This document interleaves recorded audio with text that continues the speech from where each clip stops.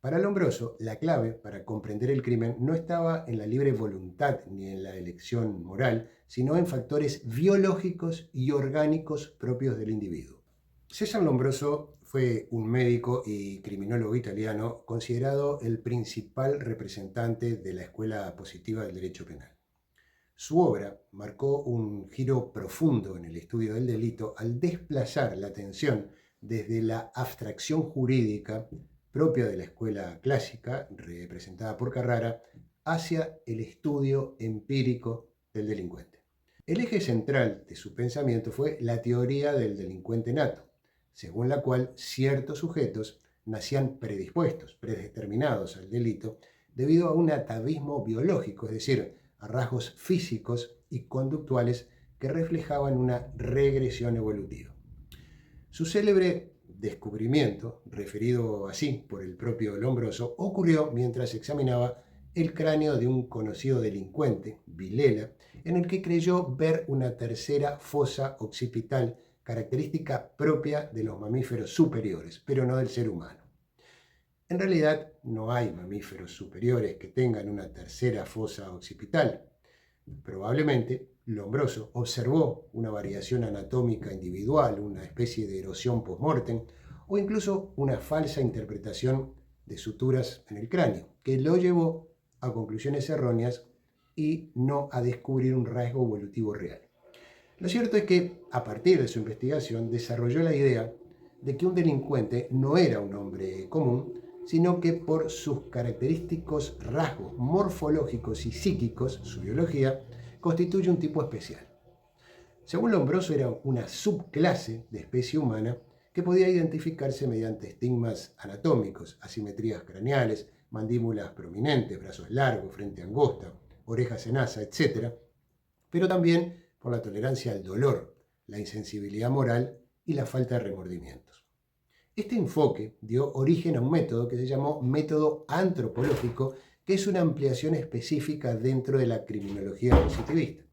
El método se basa en la medición del cuerpo humano, que es la antropometría, en identificar formas del rostro y características físicas que abarcaba la observación directa y la comparación entre delincuentes y personas normales. Lombroso sostenía que el estudio científico del criminal permitiría ciertas ventajas. Por un lado, clasificar a los infractores, por otro lado, anticipar comportamientos delictivos, una suerte de prevención general, y también orientar las respuestas del sistema penal. Con el tiempo, este criterio se transformó en una suerte de estereotipo discriminatorio que en la actualidad inconscientemente persiste en el colectivo social y explícitamente ha servido para la persecución punitiva de grupos delictivos con señales identificatorias de pertenencia, como por ejemplo el fenómeno de las maras en determinados países centroamericanos, como ser portador de un tatuaje o un número o una sigla es considerado como un indicio de la criminalidad. En la primera etapa de su investigación, el delincuente tenía una sola causa para delinquir, que era biológica, y por eso se calificaba como monocausal. Sin embargo, debido a las críticas que recibió su teoría, Lombroso terminó aceptando otras categorías de delincuentes, una explicación ampliada del delito o una suerte de multicausalidad. En otra etapa de su teoría, no solo caracterizó al delincuente nato, es decir, el predispuesto por la naturaleza, sino que aceptó la existencia del delincuente pasional, es decir, impulsado por las emociones, el ocasional, quien comete delitos menores, impulsado por las circunstancias y por el entorno, o los delincuentes locos, que padecen enfermedades mentales, o los habituales. Incluso llegó a admitir que aquellos que tienen un entorno favorable, a pesar de sus rasgos antropológicos, no necesariamente tenían que delinquir. Los orígenes del método se remontan a la época del Renacimiento, ese periodo de transición entre la Edad Media y los inicios de la Edad Moderna entre los siglos XV y XVI, a raíz de los aportes de Galileo Galilei vinculados especialmente con la astronomía y el uso del telescopio como método de observación y descubrimiento de ciertos fenómenos del universo. En similar sentido, Lombroso recibió la influencia de Comte. Este filósofo y sociólogo francés propuso que el conocimiento científico debía construirse sobre la objetividad y basarse en la observación y la medición. De allí que Lombroso procuró dar una explicación científica al fenómeno de la delincuencia usando el método positivo o positivista. Ahora bien, la teoría de Lombroso o lombrosiana no solo fue una respuesta criminológica para explicar el fenómeno del delito, sino que su obra proporcionó argumentos pseudocientíficos que movimientos eugenésicos y racistas utilizaron para construir políticas con ese fin. Quizás el caso más paradigmático fue el racismo institucional nazi, que culminó con el holocausto del pueblo judío. Pero también se puede citar la segregación institucional en Sudáfrica y las bases del apartheid, o grupos como el Ku Klux Klan en Estados Unidos, o el darwinismo social de Spencer, que sostenía y justificaba la supervivencia del más apto. De esta forma, es decir, teniendo a la vista las características del delincuente, ciertos rasgos corporales, anomalías hereditarias y un retroceso evolutivo, fruto del atavismo, se reforzó la idea de que la criminalidad era innata y transmitida genéticamente. Ello sirvió para justificar ciertas prácticas discriminatorias como la selección racial, legitimar persecuciones, esterilizaciones forzadas o ejecuciones sumarias, pero sobre todo para demostrar la superioridad de las razas. Aunque Lombroso no promovió campos de exterminio ni políticas genocidas, su pensamiento alimentó el clima científico que legitimó estas prácticas.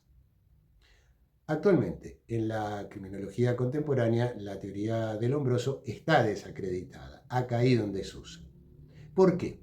Primero, porque sus fundamentos científicos fueron refutados, es decir, la relación directa entre rasgos físicos y la criminalidad carece de evidencia, y también porque los estigmas anatómicos que él proponía no tienen validez científica. Segundo, porque se basó en presupuestos deterministas y biológicos muy reduccionistas.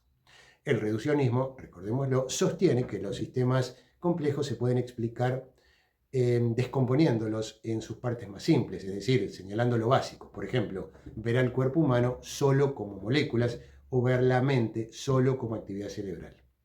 De allí que Lombroso dio mayor importancia a la biología que a las propiedades emergentes y al contexto del delincuente. Consideraba secundarios los factores sociales, culturales y también económicos como aspectos que podían incidir en el estudio del delito.